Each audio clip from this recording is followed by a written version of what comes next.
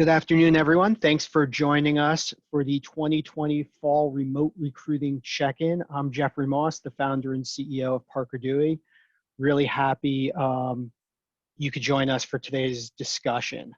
We wanted to have this discussion at the beginning of October because really the first round of virtual recruiting is wrapping up, and it's the first time I think any of us have gone through a situation like this. So we wanted to check in and see what's actually happened. And as Parker Dewey sits at the intersection of the employers, the schools, and the students, what we wanted to do is share some of the things that we've been seeing based upon surveys of all three of those groups, but also real-time feedback, real-time stories that we're hearing on this from those folks sort of during our conversations. Just a few housekeeping items first. I'm joined today by a couple of my colleagues, Kristin Schrader and Michelle Amold. Kristin leads the university engagement team for us, and what's great about having Kristin on the call is she has a unique perspective, having worked not just on the employer side earlier in her career, but also working within the universities spearheading career services. And Kristin is particularly interesting for this conversation because when she was spearheading career services, it was with the University of Maryland Global Campus, which is a remote program. So if anyone has tremendous experience with remote recruiting that predates the COVID pandemic, Kristin really can share that perspective. Michelle Amold is also with us. She'll be helping on the Q&A and chat throughout this conversation. To that, please use the Q&A feature at the bottom of the screen. If you have questions, we'll try to answer them along the way. We've also left ample time at the end to make sure that we can address the questions. So with that, let's kick this off. So again, the big question is how can we achieve our campus recruiting goals this year? I think if plan A, sort of pre-pandemic, was business as usual, traveling to campuses, participating in career fairs and in-person events, in info sessions, I think plan B was really switching a lot of those events to virtual. How do we take those events and make sure that they work in a virtual environment? And one of the big things we're hearing is we'll get through during today's conversation is might be time to start thinking about a plan C based upon some of the feedback we've been hearing from, as I said, all three of those stakeholders, the companies, the students, and the schools. And again, in addition to some of the survey results and case studies from employers, we'll also share some of the insights that we've seen sort of pre-pandemic tied to remote recruiting best practices, what the students want, how to ensure meaningful experiences with the students and for the companies respectively. So with that, I'm going to turn it over to my colleague, Kristin. Thank you, everyone, and hope that this all finds all of you well, since this is certainly uncharted territory for everybody. And case in point, this is what the talent pipeline typically looks like. We're all trying to figure out, okay, how do we best attract the right students, engage them, assess them, so that ultimately we can convert them into being full-time hires at your organizations. And the traditional methods being sponsored job ads, career fairs, resumes, etc. And as much as everybody talked about and has been for the last 5 or so months, been talking about how to do all of this, and that, just snapping the word in front of it, the word virtual in front of all of those things, if you kind of think through the strategy and how that actually has been deployed, that's actually exactly what's been going on from our perspective and what we've been hearing from all these different constituents. It's web-based sponsored job ads, virtual career fairs, online info sessions. The resume piece hasn't changed a whole lot, remote interviewing. And so the question then becomes, okay, how is this effective? Is it effective? And is this something that is working for everybody? And the data that we're hearing and from all these different constituents, but particularly from campus recruiters in this case, is that it's not, at least especially in these typical pain points that are going on right now. So over 70% from, again, the surveys that we've been hearing and just in general from both the survey as well as conversations with campus recruiters that are occurring real time every single day. Building their brand is a huge, huge emphasis and importance of even having a college recruiter program and not being able to get that foot traffic to go on campus, to talk to students. All of that is just incredibly challenging right now. Yes, you can attend a virtual career fair. You can have the most beautiful booth in the world, and yet it requires a student to click on your booth, and you can't quite pull them in the same way as what you can in an on-campus environment. And I'll give the schools and props in this case that there's a Herculean task that they're trying to do here, with trying to do a lot of prep sessions for their students to say, hey, if you're majoring in blah blah blah, you should focus on these companies. For companies to say, hey, this is the best way to build your booth, to navigate your platform, and so on. So certainly tons of effort and support is being provided on all of these different fronts. But again, it just seems to really still be missing the mark. Another major concern that we hear every single day with the work that we do is around diversity recruiting. And how do we allow students who come from some of these underrepresented backgrounds to know about your organizations, to even know that this is an opportunity that they should be exploring? Maybe you're an accounting firm, but you have marketing needs. How do you make that connection for all of these students outside of those areas? Quality of applicants can be very challenging as well, and we're going to dig a little bit more into some of those different topics in just a moment. And so just overall, over 60% of companies are saying to us, and that just in general, that this transition to virtual recruiting has been largely ineffective. And I think that the fact you're joining us today is indicative that this is really, really challenging certainly for everybody. And so we're going to dive into each of those major pain points now and offer some solutions that we have seen work effectively. Yeah, and as Kristin said, look, the first challenge is building the employer brand. If we were in person and if folks want to use the chat function, normally I'd ask for a show of hands about how many of you knew you wanted to work for your current company when you're in college, or even heard of your current company. Typically when we ask that question, it's very, very few. It's a huge point of pain for smaller businesses or middle market companies or even massive B2B brands that don't necessarily have that brand recognition with the students. And even big, well-known brands have this challenge. Again, as Kristin alluded to with the accounting firm, and the folks at Pepsi shared this with us, that they have a brand issue on campus. And I was a little bit surprised, sort of scratched my head. I said, Pepsi, everyone knows Pepsi. And the response is, yeah, they think about us as a soda company. They know our products, but if you're interested in the strategy role, Pepsi's not the top of your list. Or if you want to do technology, you're not thinking about Pepsi. You have that brand issue, whether it's because, again, your brand just isn't well known, or even if it is well known because of the consumer facing side. And what's interesting is even with the technology out there, the challenge continues. I mean, that's why companies spend so much money visiting campuses, hosting the career fairs, hosting info sessions. It's to build those relationships and introduce the brand, introduce the industry, introduce the role to the students. And what's interesting is the students really, really value that.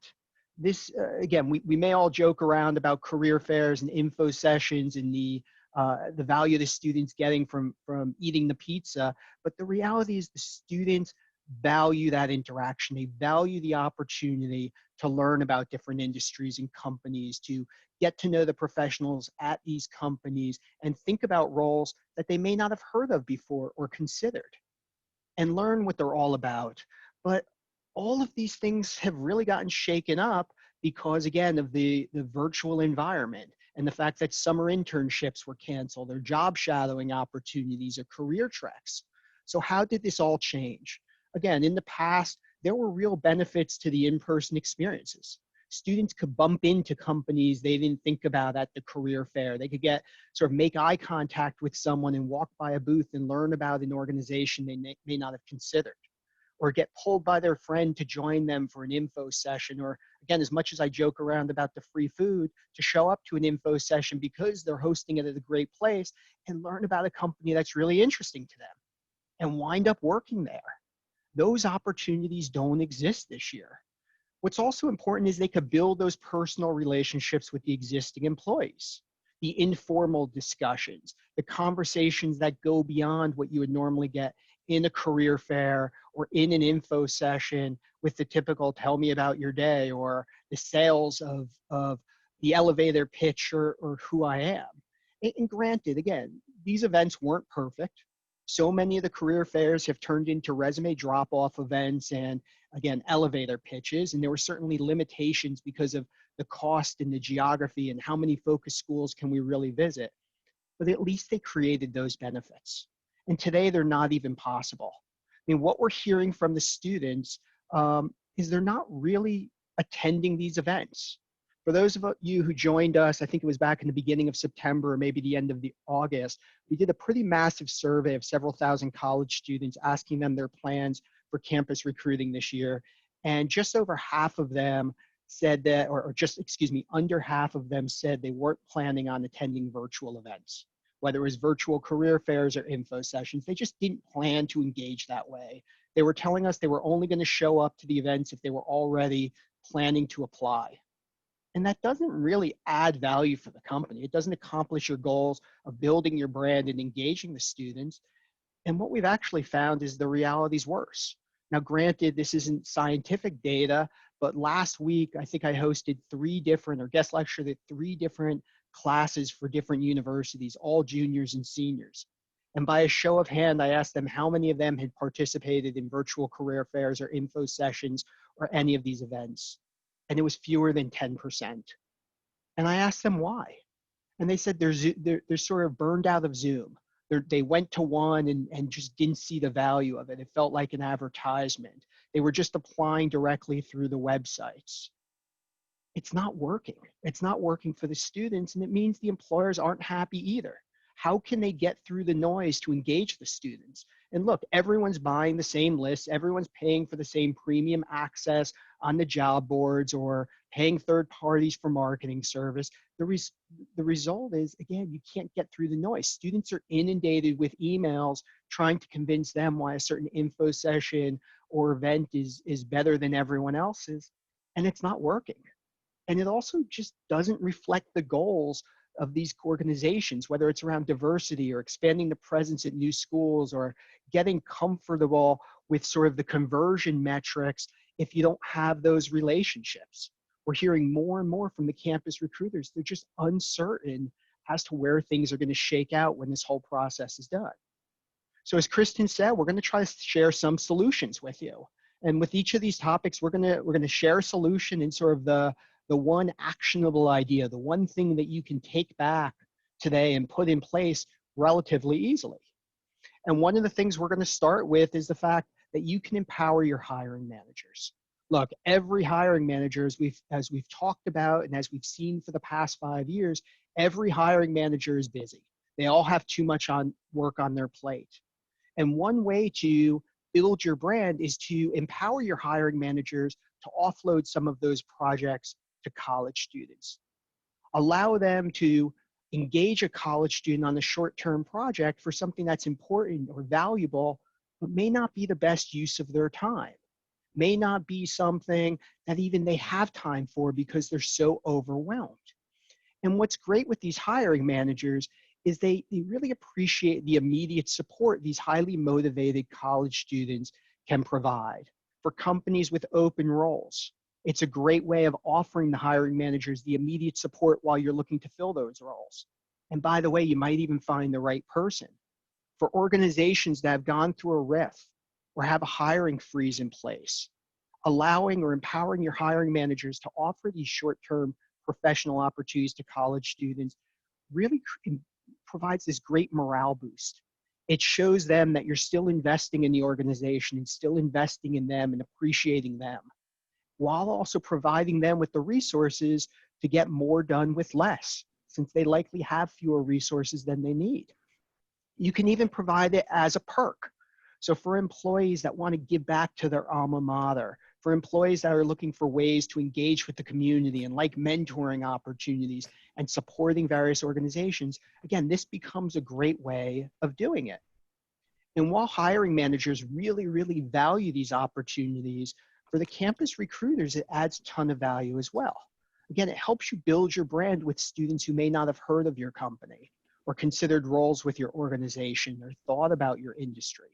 It allows you to see them in action while engaging them, whether they come from different schools or backgrounds, expanding your reach. And it also provides a great way to drive diversity. Again, for those employees that are looking for ways to give back, or as you're looking to expand your reach into student populations that you haven't historically recruited from or accessed in the past, this provides a great way of doing it. It's And also two a other, great, I'm sorry, oh, let me just please. jump in too. So yeah, two other perspectives too, because I know a frequent concern that we hear a lot is around hiring managers. Yeah, but I have to talk to them and, do they really want this? Do they really need this? And one way, maybe even you've floated this in the past, but one way that we're in yet another different world right now is so many companies did not have interns, and all of that support and all of that work that didn't get done this summer. Here's a way for those projects that are still on somebody's to-do list, and this is a way to quickly offload those, and to students, think to students that are hungry for those experiences, because you think about all of those students that were so eager to do something last summer, and our survey data found that over close to 80% of these students had their plans change, and lost an internship, lost a full-time, whatever. They couldn't make much of last summer, and they had essentially a lost summer, and so they're hungry for experience. I know we're going to talk more about that in a bit, but I think that this is really an easy way to make a win-win for everybody in this case. No, and thanks for adding that. And it's really important. And the question just came up in the chat. Needs to start in high school, not college. Angela, I completely agree with you. I think it's really, really important to provide opportunities for high school students to, again, start to think about career exploration.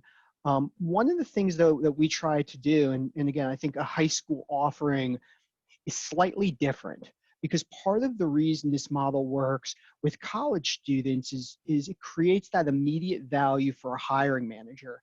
While a hiring manager is using it, sort of appreciates the opportunity, can support their community and engage students who may not be giving a chance, they also already appreciate the quality of work that can be done by a college student. They appreciate it either because they have interns already with whom they've worked, or they appreciate it because they're used to recruiting and hiring recent college graduates. So when you start looking back to high school, that becomes more of a challenge for the hiring manager. It becomes more difficult to get them on board. But again, completely agree with your point. And we think there's a ton of opportunity. We're doing some work offline with a number of organizations to provide these. But again, very different different pain point than that campus recruiting effort. But again, thank you so much for bringing it up. To the diversity comment, again, big challenge has always been diversity recruiting. It's especially relevant right now. I mean, look, we all see what's going on out there. It is top of mind for every HR leader and should be top of mind for every company if it's not already. And as we've seen in the past, companies have tried. They've tried engaging clubs, faculty members, others to really support these efforts. And the reality is it's just not working. I think, again, this year it's been particularly challenging because the relationships just aren't the same between the students and the professors. As good as Zoom may be, they just don't have those opportunities to build those authentic relationships, the after class or informal discussions. In the same way, it's not working with the clubs as well. The students are not as engaged with those clubs. Either they're not joining or they're not finding the same level of engagement. And what that means is it's become more difficult to engage the clubs, thereby to engage the student members. Again, the students really want this access. 77% of them have told us they're looking for opportunities to connect. And it's especially important for diverse and first generation students who often don't have the social capital or prior knowledge to know about certain companies or certain roles, or they don't have the access to the professionals at these companies who can really help them understand. So what is being done this year? Well, again, first, let's be honest. what's been done in the past to drive diversity, equity, and inclusion with campus recruiting hasn't really worked that well. I don't think any of us would say, again, pre-pandemic, that we've solved it. We can't, I probably can't count how many articles we've seen around challenges with diversity in financial services or gender equity in technology or any number of industries, companies, whatever, that are struggling with these challenges. It hasn't really worked. And again, with an increasing focus on it, which is really good, what's often happening right now is that companies are using the same playbook. We're hearing from the students that they're sort of sick of showing up to a company's page and seeing the photos with the same, in their words, token diverse students. The individual, we know we're going to see someone from a certain background or a certain race or a certain gender. We know we're going to see it. We know we're going to read the message around the importance of gender equity or racial equity, and they're just not seeing it come into practice. They're a little bit jaded by it. The other thing we're hearing from them is that they just don't necessarily know about these companies. That it's great when the companies show up at the HBCUs or the HSIs, but the students aren't really thinking about them because these companies haven't historically recruited at those schools. They don't have the alumni they could reach out to. They don't have, again, the social capital or confidence. And Kristin, I mean, I think you were sharing before some of what you're hearing from the schools Yeah, themselves. I'm hearing this all from a lot of different sources, really. Yes, schools. I was speaking to a historically Spanish serving institution about a week or so ago who really expressed a lot of concern around their students being able to stand out. And how can they even get employers to come to their events? Everybody has only so many hours. I think it's been particularly interesting to watch the flood of emails that we've all been receiving. Somehow we're on this list too, from schools discounting career fairs and just trying to get folks to come in through the door, and yet everybody only has so many hours in the day. And so a lot of these schools and then therefore their students are unfortunately left behind. And so then one may argue, okay, great, well then they could pursue other routes. And many assertive and awesome students are building out LinkedIn profiles, using their networking skills and trying to develop and create these opportunities on their own. And for those students that are able to do that, that's fantastic. Unfortunately, though, that still leaves out a ton of students that, for a variety of reasons, just are not able to leverage that skill set. Maybe they've never been taught that. Maybe they just don't have the social capital, the wherewithal, whatever, doesn't matter the reason, but those students are being left behind. And having worked with those students at Maryland and seeing them just with our work and what we do here at Parker Dewey, they are amazing students, literally at every single college and university. So how do we get those amazing students to connect with these amazing job opportunities? And unfortunately, a lot of these events really have just the same 10-20% of students that are the go-getters that attend all these events, that they all attend all these different events. That's great, but they're the same students. And there's a lot of students that maybe didn't know about the events. Maybe they don't have the time because they're already working and doing other things. And just again, it just really creates this systemic infrastructure issues that have always been a problem, and now with this virtual world that we're in is, perhaps even more so. Yeah, and again, I'm happy you brought that up because you have such, I mean, having engaged with so many of these colleges, what is it, 400 plus colleges and universities over the past few months, you're hearing it, and you're hearing it from the front lines. And again, fortunately, we have a solution, an actionable solution that you can bring, which is just, I presume the vast majority of the organizations represented by y'all have ERGs. You have ERGs. They are looking for ways to give back. And that's one of the great things that we've seen companies doing is engaging their ERGs. Engaging the ERGs to show up on campus, again, in a virtual way, to lead guest lectures, to participate in events, to host virtual events with student groups or population. They are looking for those opportunities, and it becomes this authentic way to build the relationship between the student and your existing employees. The other thing we're finding is the ERGs really appreciate it because it shows there's a real commitment by the company. It shows that the company views the ERG as more than a, oh yeah, we have an ERG that meets once a month and has a t-shirt. It's a way of showing for the companies that they are trying to expand the presence of various groups within that organization. Another thing we're seeing is the ERGs are offering these same types of projects to students with similar backgrounds. So if you're the one person from a company who graduated from a certain school, or you're an individual that has a certain background, here's a great way to give back. Engage the student, reach out to a student, provide the student to work on a real project, get a real experience with you. And what it does, again, beyond providing the ERGs and demonstrating your commitment to the ERGs, it helps you build that pipeline. It helps you get to know students who might not otherwise be applying to your company or being aware of your company. But the other thing it does by building that relationship is it helps the student picture him or herself at your organization.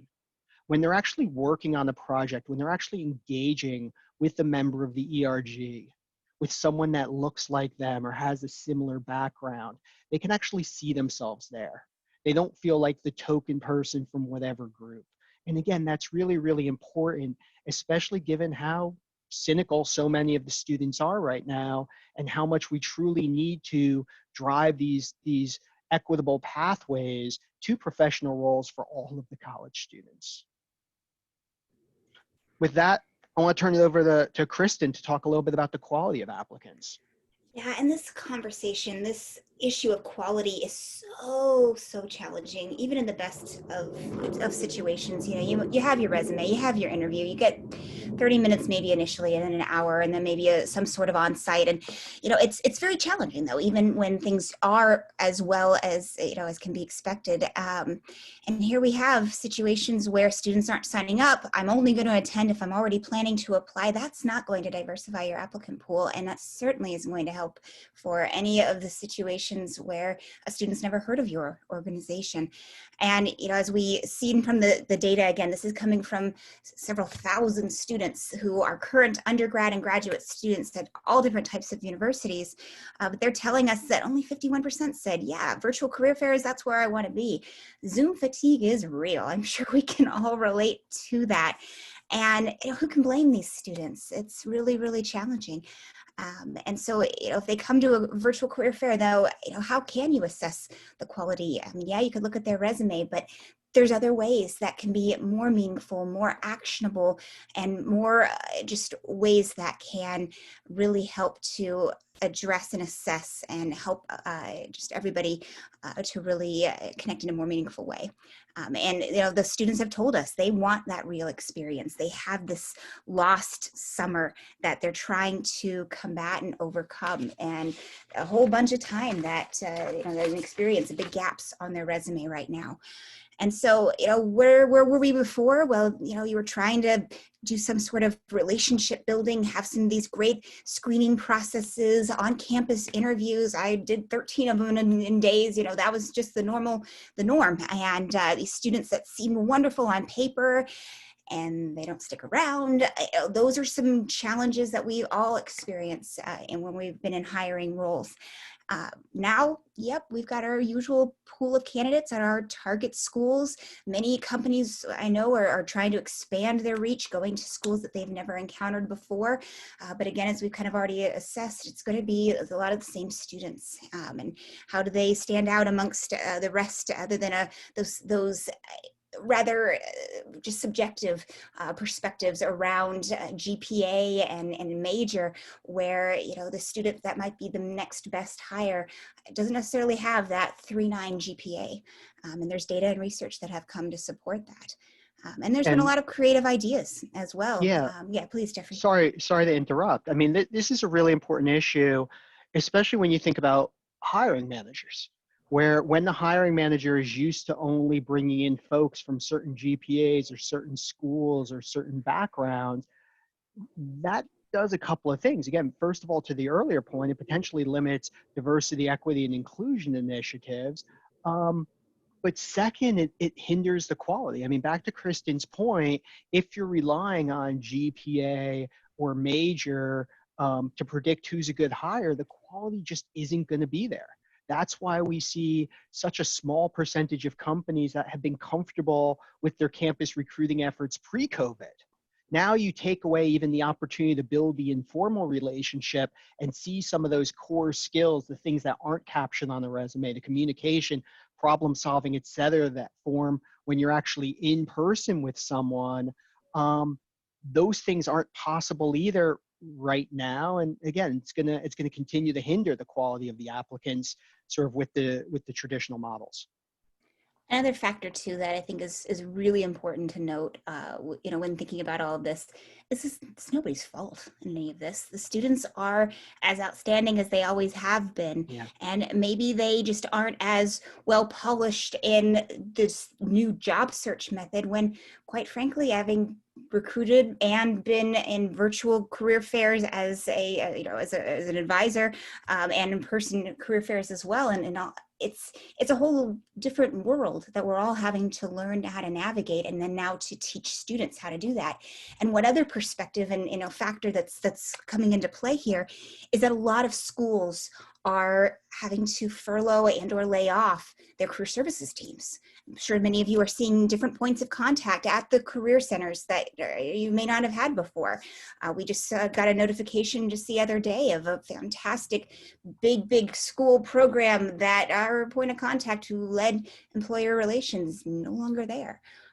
And so, unfortunately, that's another factor that is limited budgets, limited resources, that's going to make it even more difficult for students then to learn how to navigate this new normal that we're in, at least for right now. So what are some options?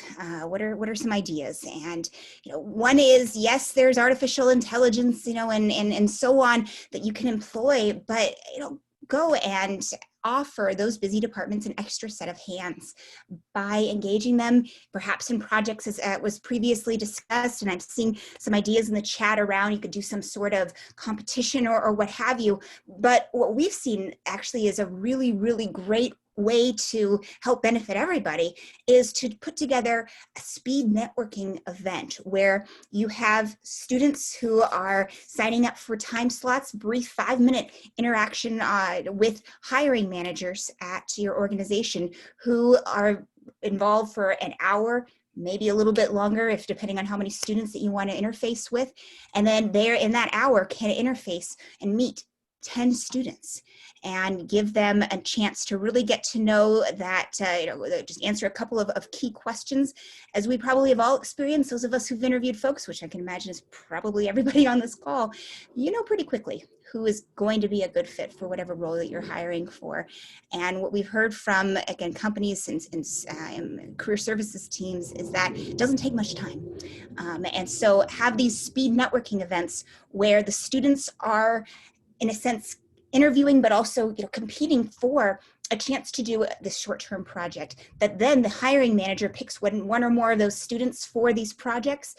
They get some work done. The students, if they're selected, they get to have that experience on their resume, that really great opportunity to engage with that hiring manager. But even those who were not selected for that opportunity, they still had a brief period of time, but an opportunity to interact with hiring managers and to get some real-time feedback from a real hiring manager about their strengths and weaknesses.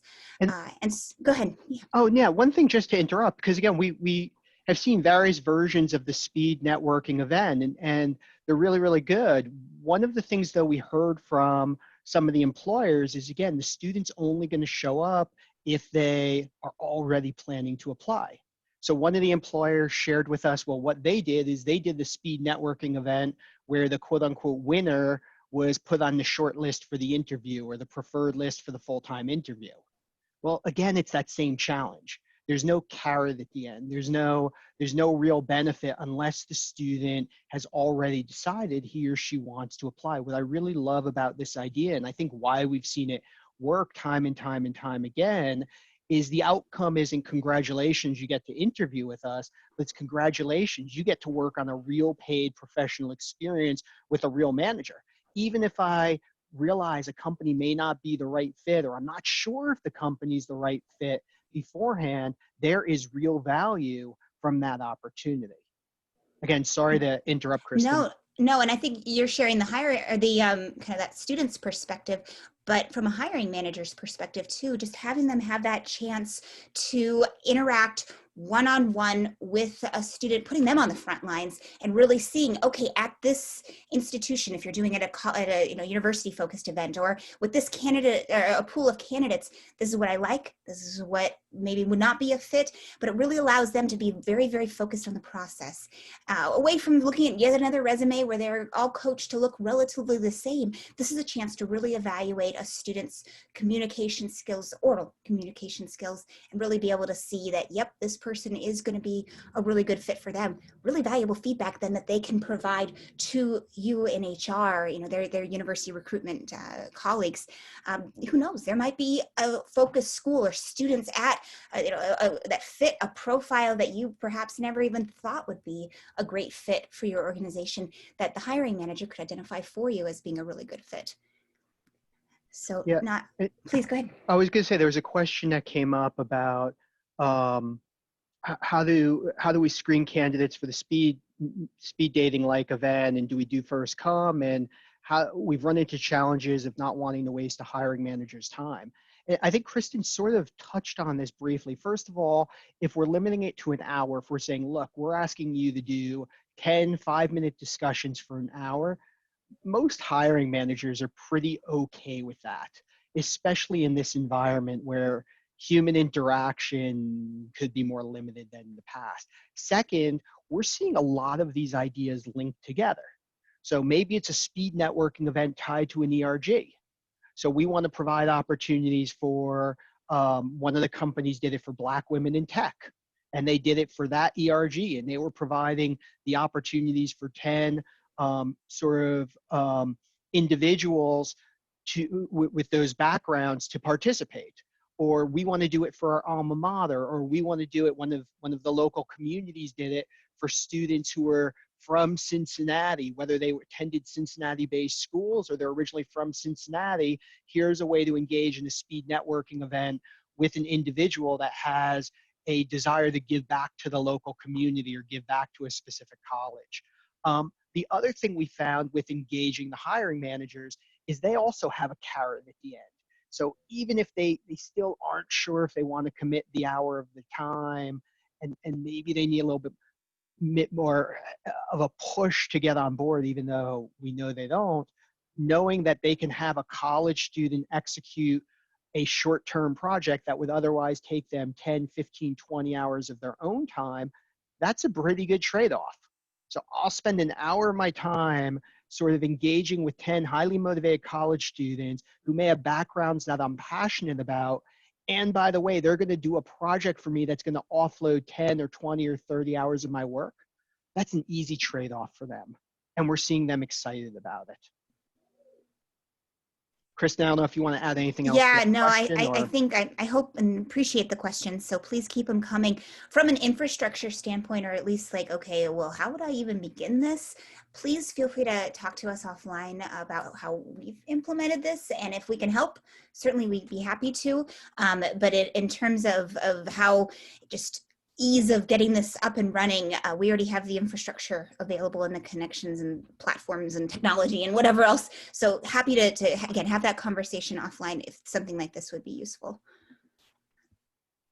But I want to now just turn to the last data point that we shared from, again, survey and just conversations that we've had, in that this 60% of campus recruiters saying that this transition to virtual recruiting has been ineffective. And I'm sure, as you know, we've all looked at some of this data and so on, hopefully some of that has sort of answered itself. But a big response that we really haven't addressed too much is just this idea of, what do students want? And if they're not coming to events and they're not hitting the numbers and so on, well, fortunately, we know and we've heard from students how they want to connect. And so if you look at the data, and again, this was just taken and collected about a month ago, and it was pretty clear, they really are looking for a way to overcome those gaps in their resume that they could not fill from last summer. Another way to think of this is you now have seniors who couldn't do anything last summer and who now have resumes that look very, very similar to juniors. And so as hiring managers now have to evaluate essentially 2 years worth of students that basically look about the same as just a graduation date difference. And now going back to this idea of quality of applicants, how do we evaluate them? That becomes a major challenge. And so students are hungry to get experience with a company that may or may not be something that they work long term, but just to show that they can do and put their work in and what they're learning in the classroom into place. And so, fortunately, what we've seen with these short-term projects is that the risk in the sense of a student who may not know a whole lot about your company, that doesn't seem to matter for them. What we've seen is that it doesn't matter if it's a Fortune whatever company or a small business with a tiny number of employees. Students are still excited about the project, the work that can be done. And in terms of the number of applicants and so on, students still are engaging with these opportunities because, again, as you can see from this data, they want to know what it's like to actually put their education to practice and to get this experience, find out what they're good at, what they like, so that they then can make some more informed decisions for these internship and full-time opportunities further on. And another option too is just a way to think about this with all these virtual experiences. Yeah, these are remote projects by and large, but it's a chance for them to step away from their computer and actually think through how do they approach these projects, to hop on a Zoom call and not with a bazillion other people with, via a webinar or something like that, or in a classroom, but to talk to a hiring manager, a project supervisor, to get his or her insights about what their objectives are with this project. And then the student can synthesize that, put it to work. It's just a wonderful way for them to really get a chance to show what they can do.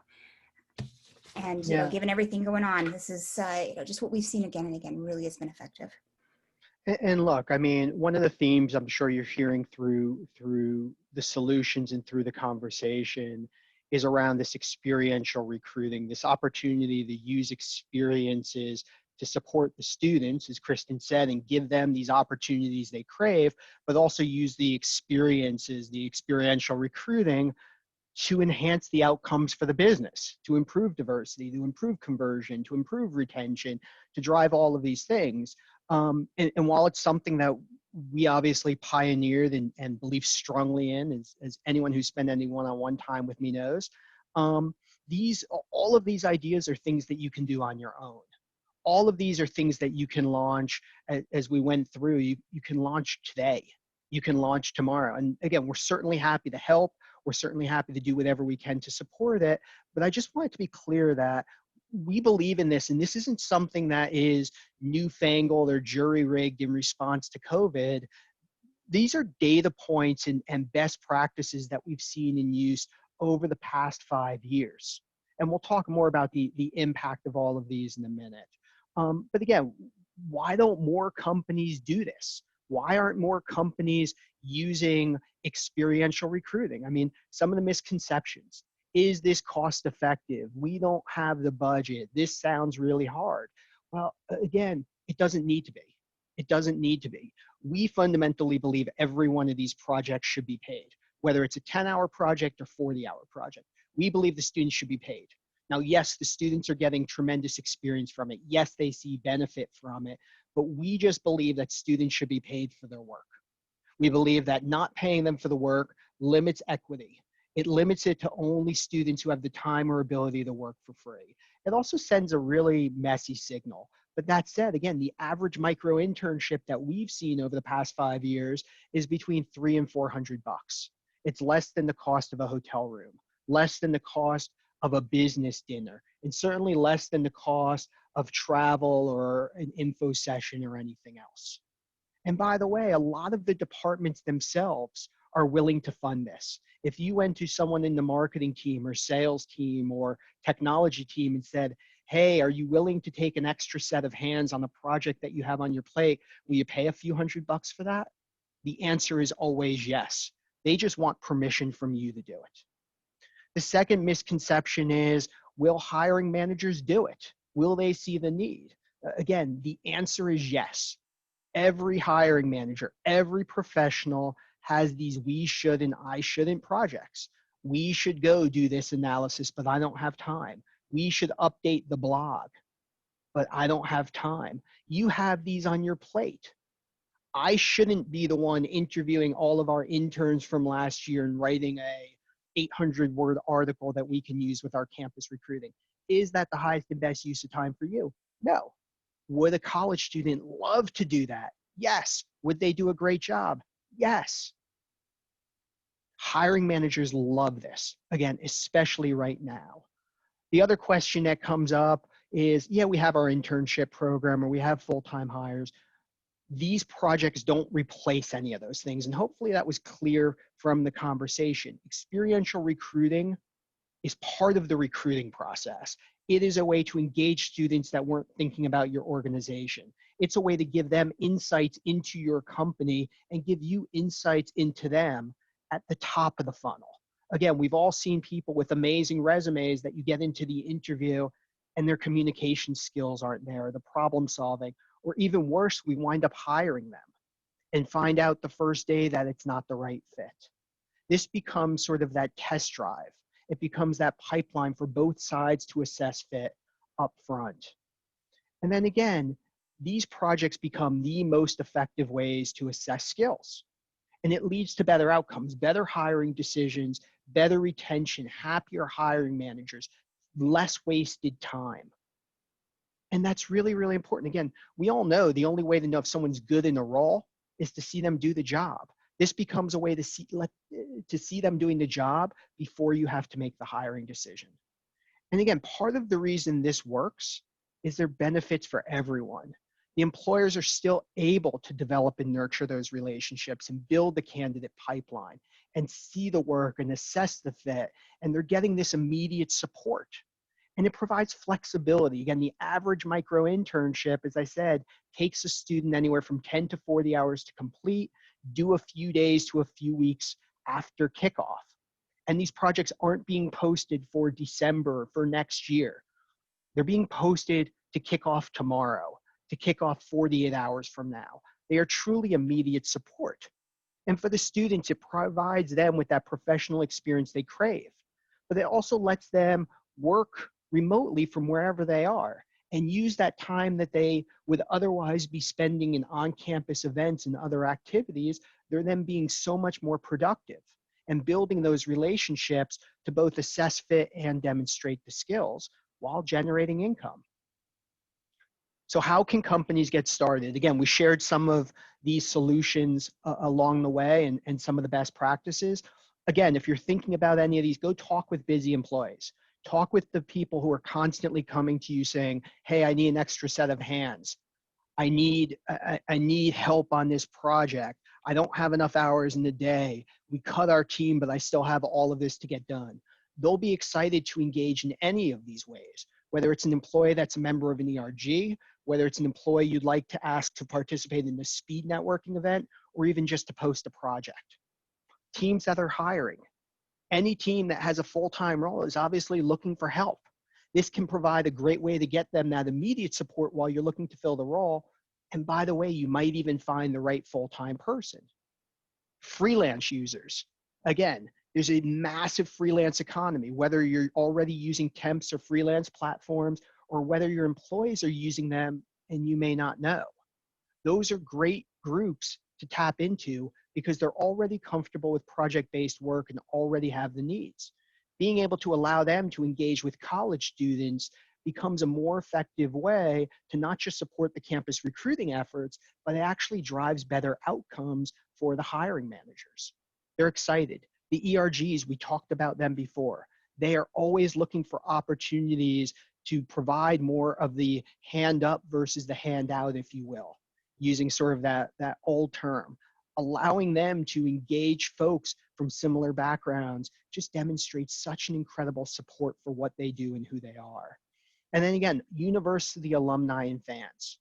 Kristin is a Buckeye. The opportunity to allow an Ohio State student to work on a project becomes a great way for her to feel like she's giving back to the school and supporting the community. We constantly see this.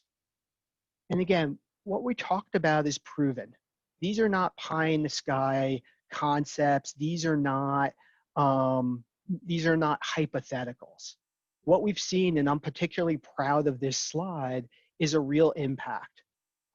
Almost, I guess, over 45% of recent college grads are unemployed. And again, that's not our stat. And that number is probably actually much higher right now. What we've seen is students who complete micro internships, 96% of them are professionally employed upon graduation. And given that 80% of them come from underrepresented populations, we're especially proud. But what we've also found for companies is it leads to better retention. 55% of recent college grads leave their first job within the first year. Job hopping is a major issue. What we found is over 98% of the students who complete micro internships stay at the companies. They don't leave. They stick around because they already have insights into your organizations. Kristin, anything I missed? No, I just love this slide because I just really think, ROI is a big, big question when it comes to all things called campus recruiting.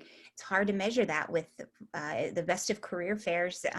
Particularly, I would struggle this when I would work in career services, trying to hear from either companies or students, who'd you hire and where are you off to?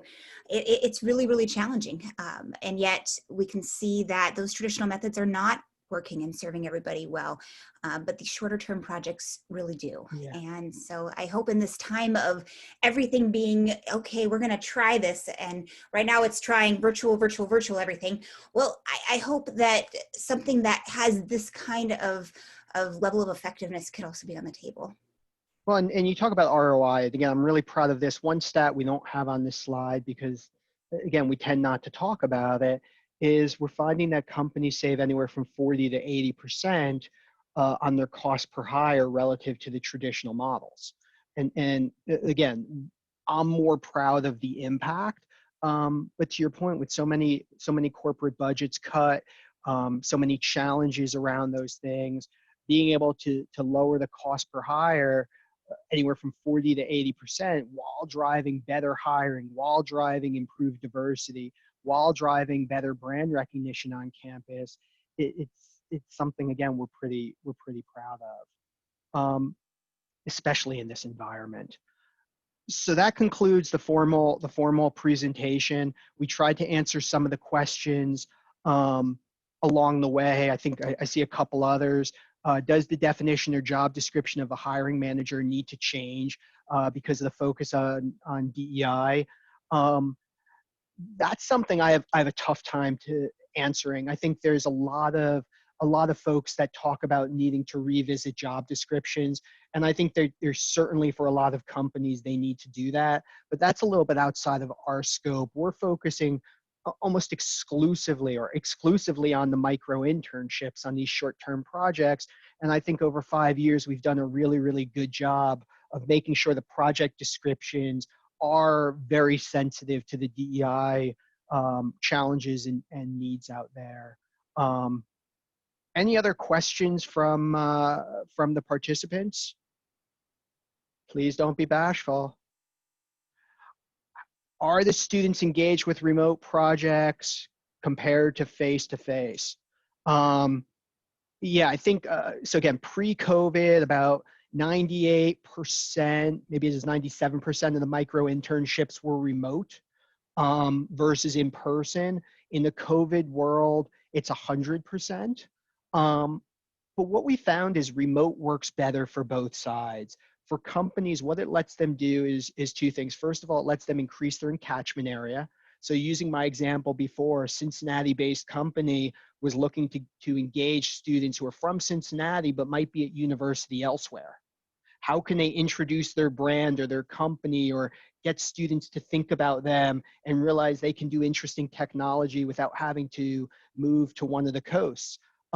And they use this program to do just that. And again, that wouldn't be possible if it needed to be face-to-face. And then even for local students, even again, using that example for a student who might be at school at University of Cincinnati, what we found is it creates a better experience as well, because that student may have a full course load.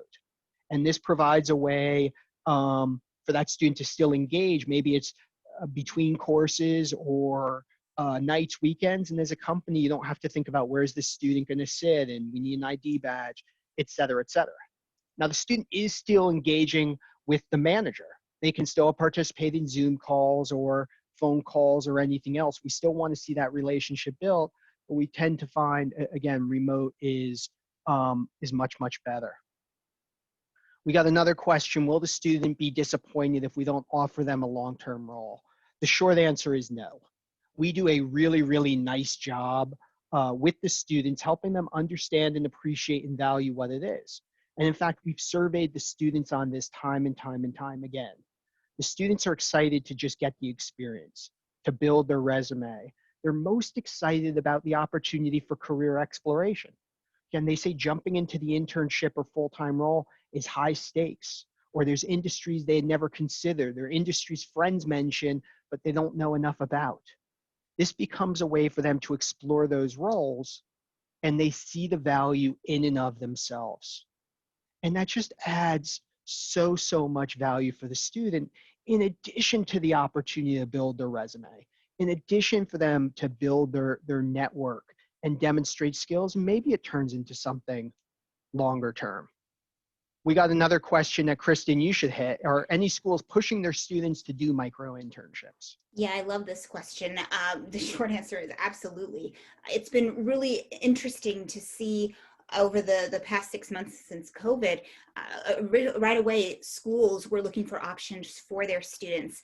People don't go into career services for the money, believe me. It's all about because you want to work with students. And so they are trying to figure out how can students do paid remote work given everything that's going on.